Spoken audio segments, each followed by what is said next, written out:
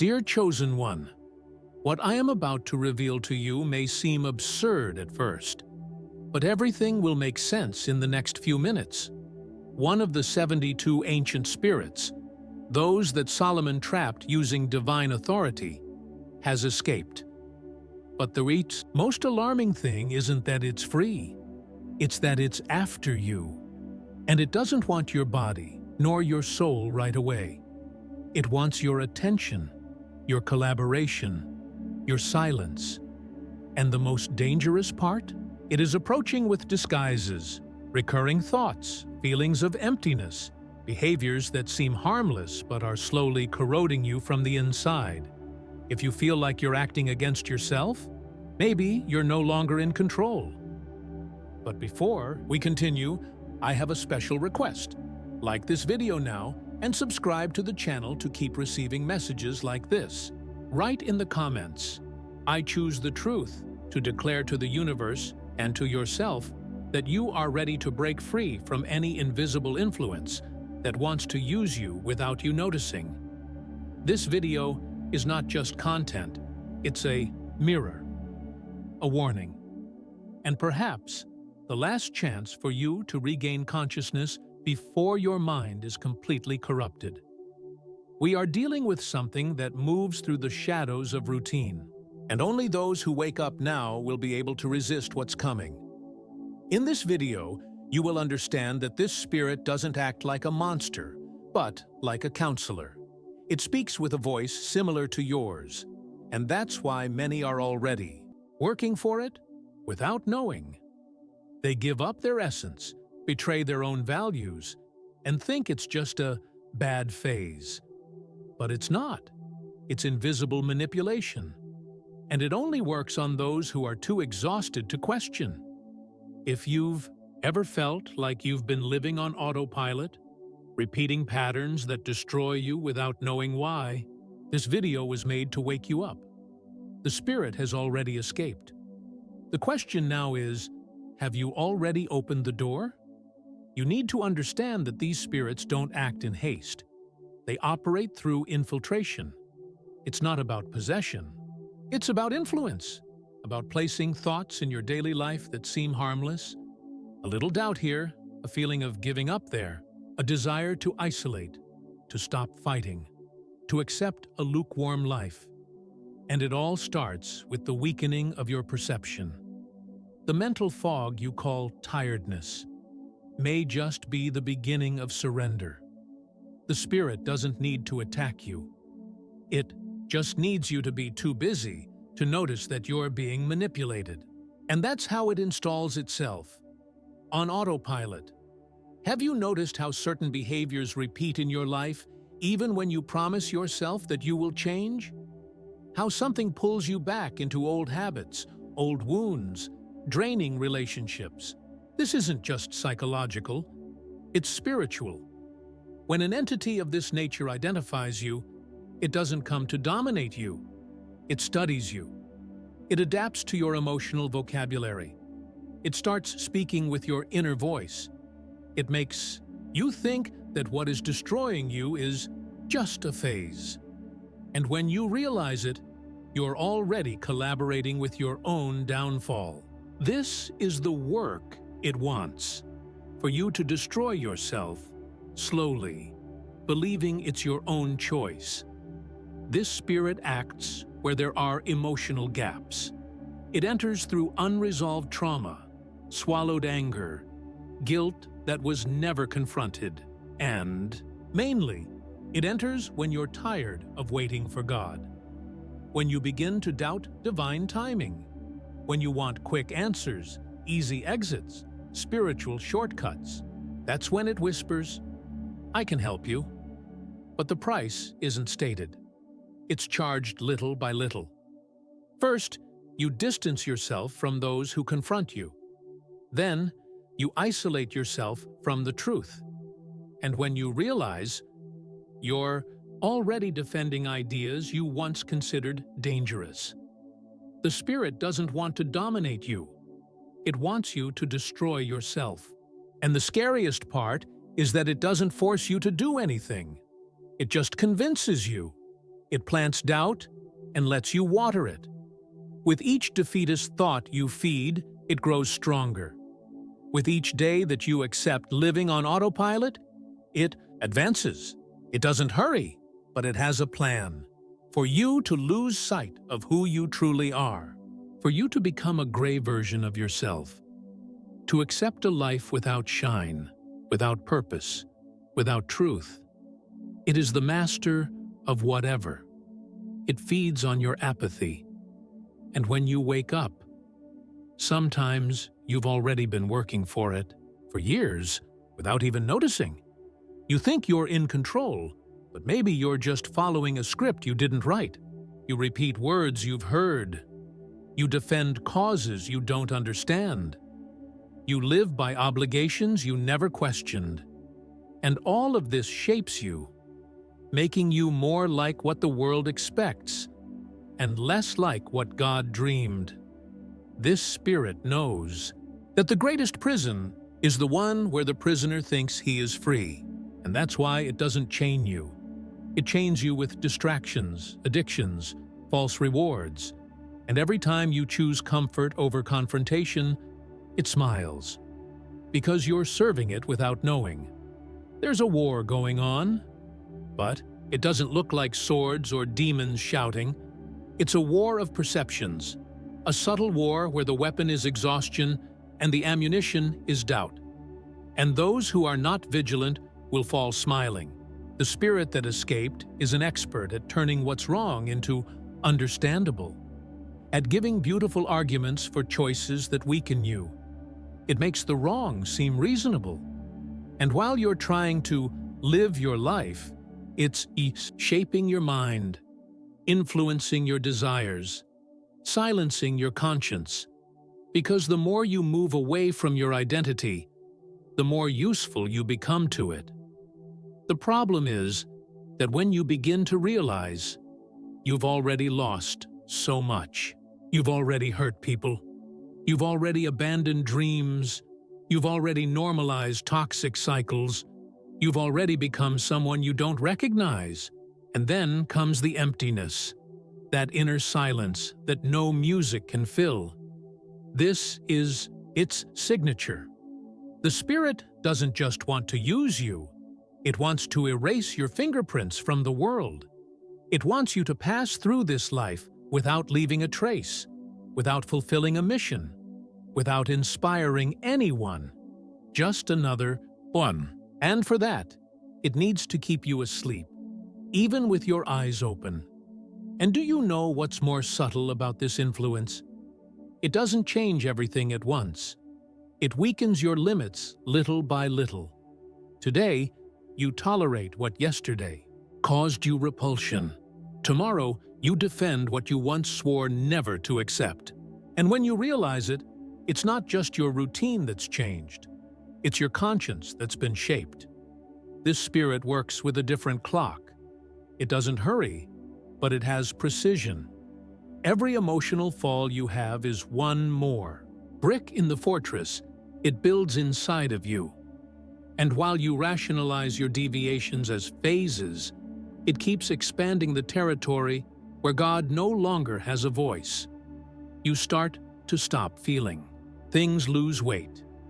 Decisions no longer have a spiritual foundation, only immediate interest. And this is exactly what it wants. For you not to feel pain when you sin. For the mistake to become just part of life. It knows that pain is a sign of spiritual life. That's why it numbs you. It turns pain into indifference, sin into routine, inner conflict into apathy. Because when you stop feeling, you stop reacting. And a chosen one who stops reacting stops fighting. And when they stop fighting, they begin to serve. Not the light, but the shadow. You feel tired, but you don't know why. You feel lost, but there hasn't been any great fall. It seems like everything is the same, but everything feels strange. This is a clear sign of infiltration. The spirit has already entered. And it doesn't need to cause a scandal. It works in silence, in the feeling that nothing makes sense, in the cycle where you wake up, live, sleep, and feel like you didn't live. This isn't just depression. This could be a deep spiritual deviation, a planned disconnection, so you never wake up to what really matters. The Spirit wants you to survive, but never truly live. And the most ironic part is that it even uses your search for spirituality to deceive you. It gives you alternative paths, quick methods, shortcuts to awakening. It convinces you that you can control everything without renunciation, without obedience, without true faith. And in this way, you drift further away from the truth, thinking you're getting closer to it. The escaped spirit knows the language of the New Age, psychology, self-improvement. It gives you knowledge without wisdom, power without purpose. And this, instead of setting you free, only distances you further from your real calling. You wonder why you feel weaker even though you are learning more. Why the more knowledge you acquire, the less connected you feel to God. Because this spirit offers artificial light, a light that doesn't warm, only blinds.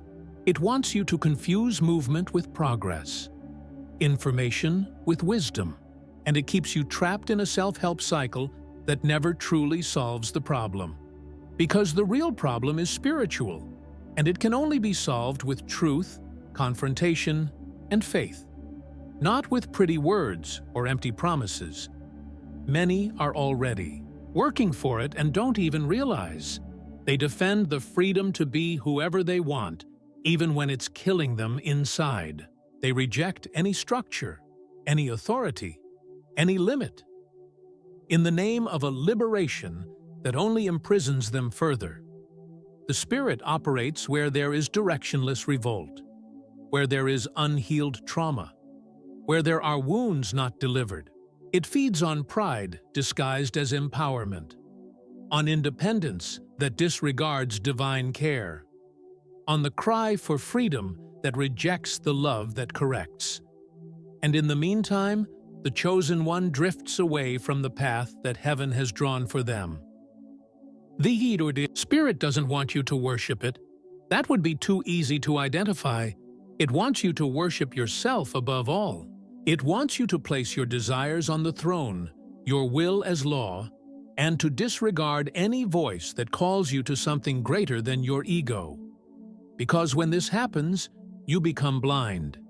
And a spiritually blind person doesn't need chains. They just need to keep walking in circles, thinking they're moving forward. The Spirit wins when you stop listening to the voice that woke you up in the early mornings, when the urgency of purpose dies inside you. And even when you try to resist, something pulls you back, because there is already a program installed. You try to pray, but feel that the words don't come out.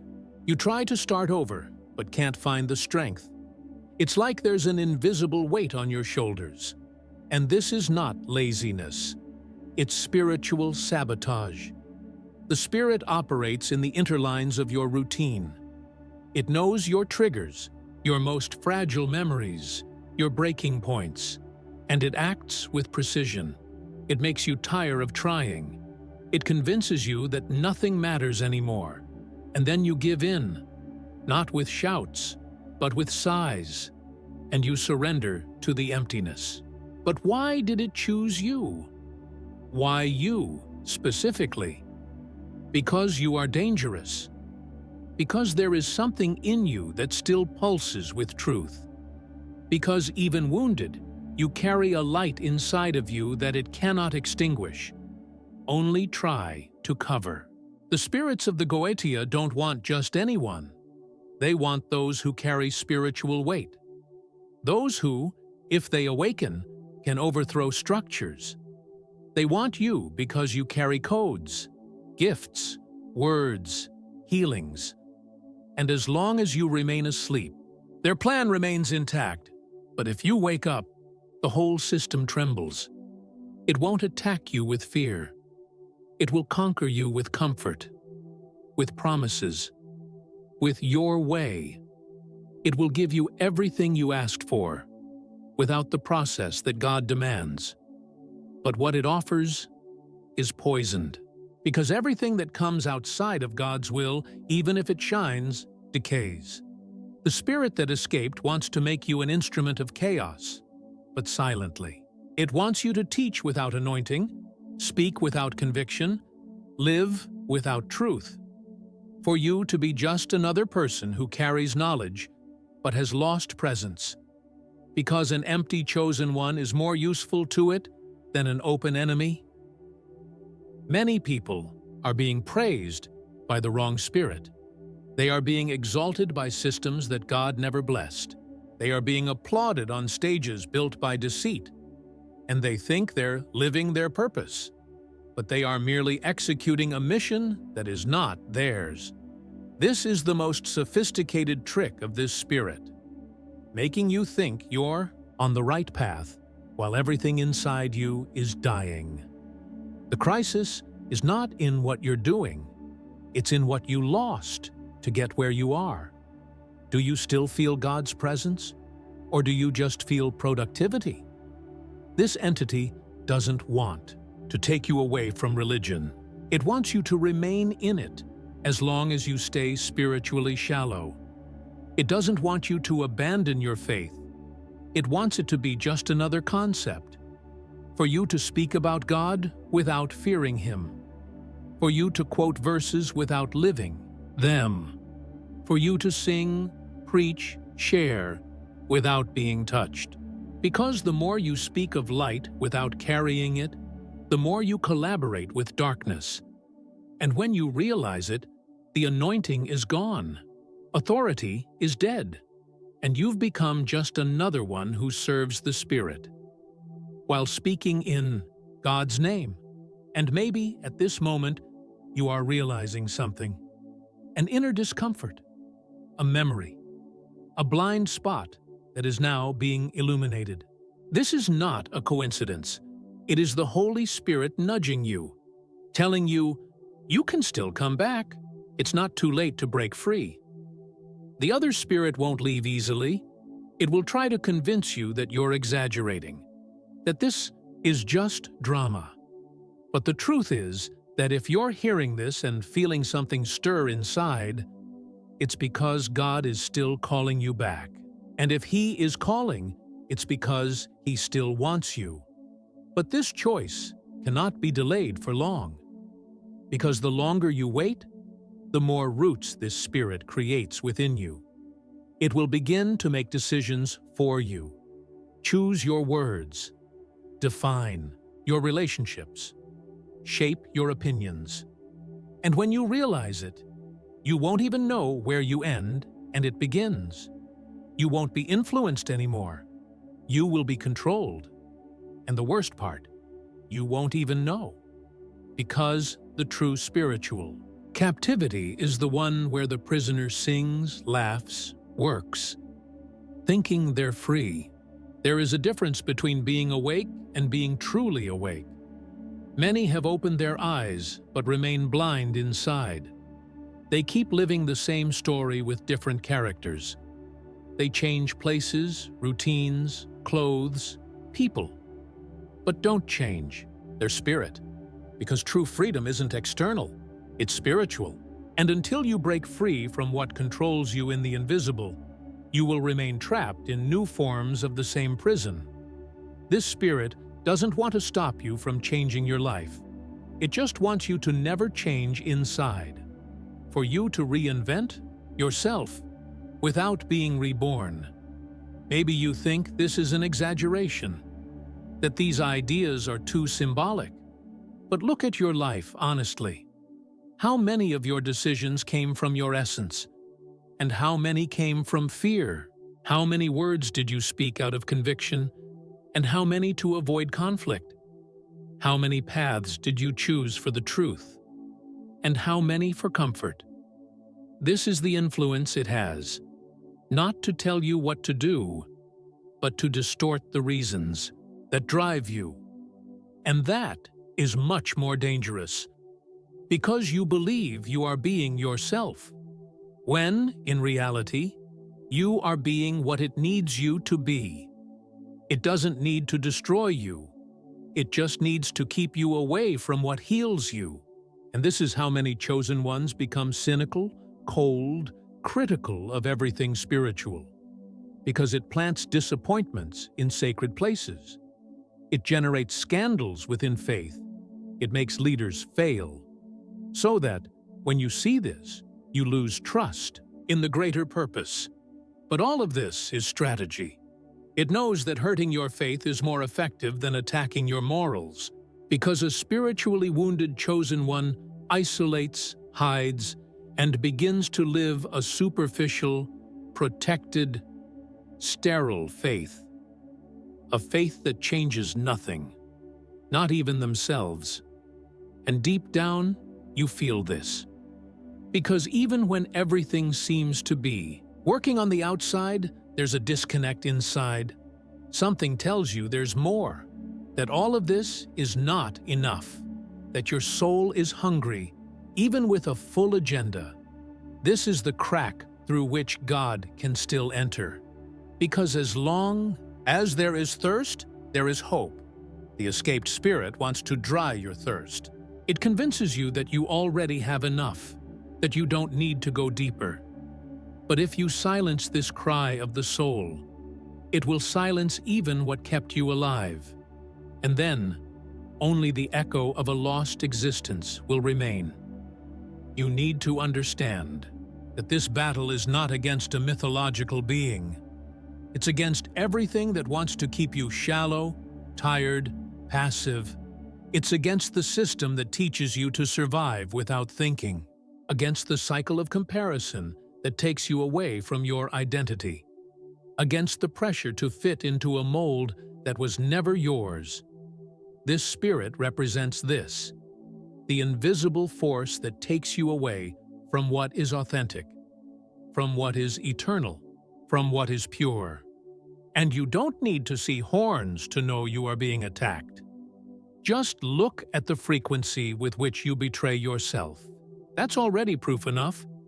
Maybe your life is organized on the outside, but your inside, you know. You feel it. And it's no use ignoring it. Because this discomfort that is growing isn't a problem.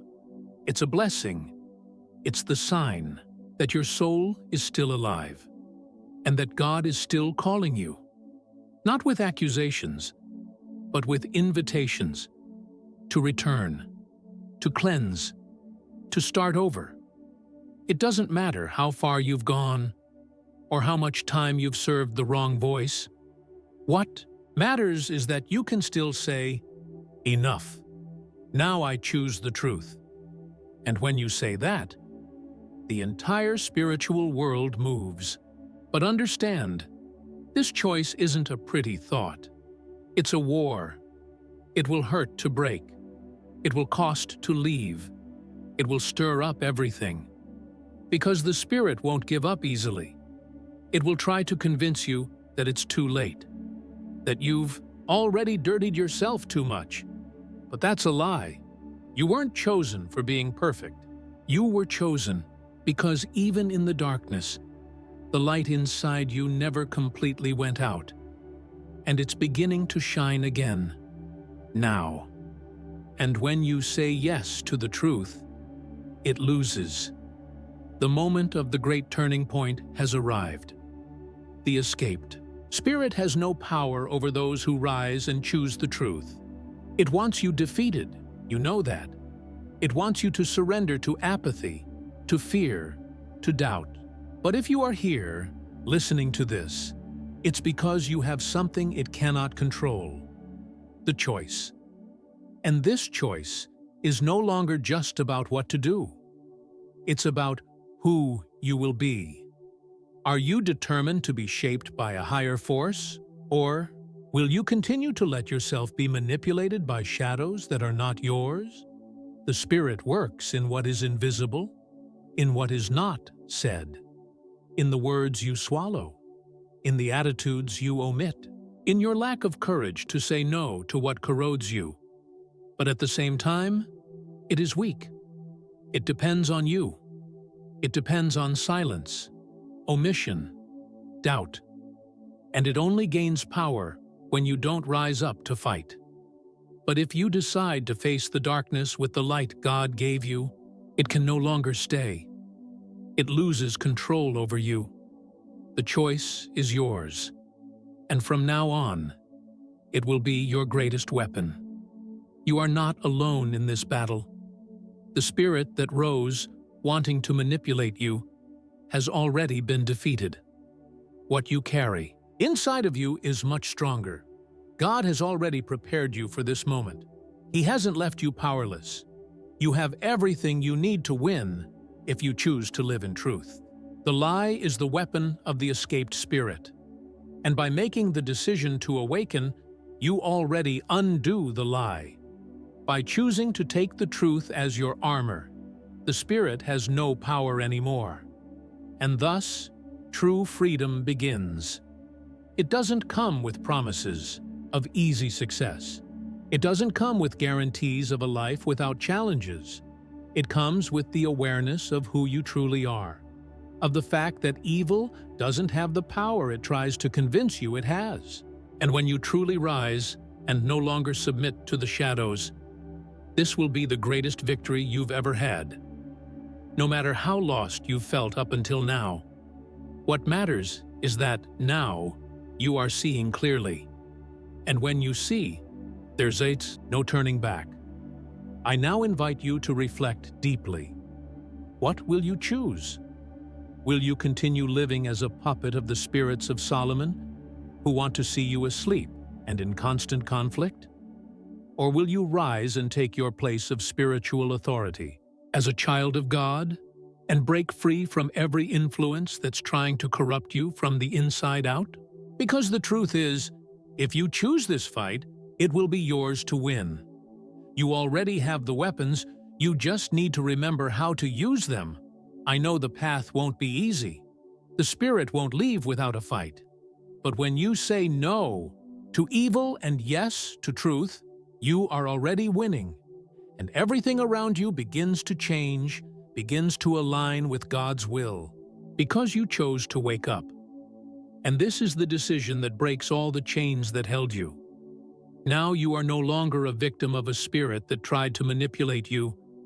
Now you are a warrior of the light, and that changes everything. So, before you go, I make a request of you. Affirm in the comments, "I choose yes." Write this as a symbol of your decision. Share this video with those who need this light. And if you haven't subscribed to the channel, do so now, because we are just getting started. Take the opportunity to like the video and activate the notification bell. This is just the first step of your journey to true freedom.